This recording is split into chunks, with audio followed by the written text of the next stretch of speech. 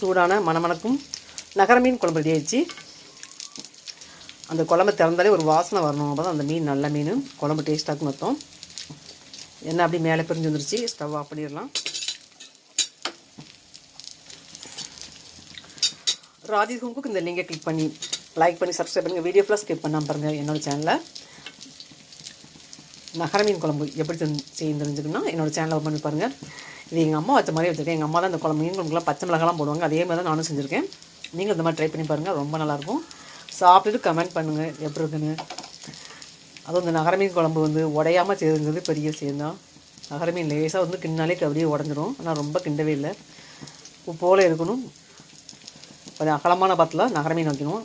இல்லை மண்டலம் அப்படி கலந்து தனியாக போயிடும். முள் அப்படியே உளுந்துடும் குழம்புல. நெக்ஸ்ட்டு நகர மீன் ரோஸ்ட்டும் ரெடி ஆகிடுச்சு.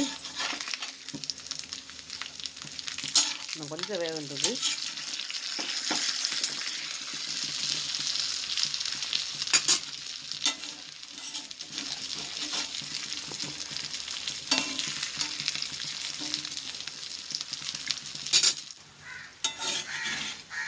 நகர மீன் ரோஸ்ட் ரெடி ஆயிடுச்சு.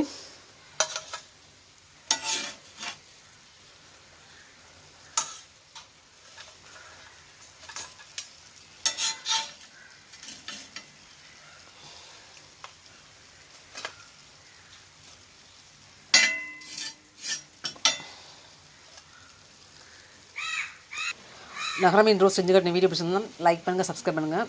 ராஜேஷ் ஹோம்குக் இந்த லிங்கை கிளிக் பண்ணி ஓப்பன் பண்ணி பாருங்கள். வீடியோ ஃபுல்லாக ஸ்கிப் பண்ணாமல் ஸ்டார்டிங்லேயே பாருங்கள். நகர மீன் ரோஸ்ட் எப்படி செய்து செஞ்சுக்கலாம். ரொம்ப சிம்பிளாக செஞ்சு முடிச்சிடலாம். இன்றைக்கி என் வீட்டில் நகர மீன் ஸ்பெஷல். ஃபஸ்ட்டு உடையமாக வந்துச்சு. ஆனால் உடையில பார்த்தீங்களா, தோசைக்கல்ல பண்ணும்போது இந்த மாதிரி தவா மாதிரி பண்ணும்போது உடையாமல் பொரிக்கலாம். அதே மாதிரி தேங்காய் எண்ணெயில் செஞ்சு பாருங்கள். டேஸ்ட் ரொம்ப ரொம்ப அருமையாக இருக்கும். தேங்காய் எண்ணெயில் ரோஸ்ட் பண்ண தான் அந்த வாசனையும் சுவையும் ரொம்ப ரொம்ப நல்லாயிருக்கும் சாப்பிட்றதுக்கு. மீன் என்றைக்குமே தேங்காய் எண்ணெயில் செஞ்சு சாப்பிடுவேன். எனக்கு இங்கே வந்த புதுசில் எனக்கு கேரளா வந்த புதுசில் தேங்காய் எண்ணெயில் செஞ்சால் அந்த ஸ்மெல் பிடிக்காம இருந்தது. அப்புறம் போப்பு பழகிடுச்சு. நீங்களும் செஞ்சு பாருங்கள். உங்களுக்கு டேஸ்ட்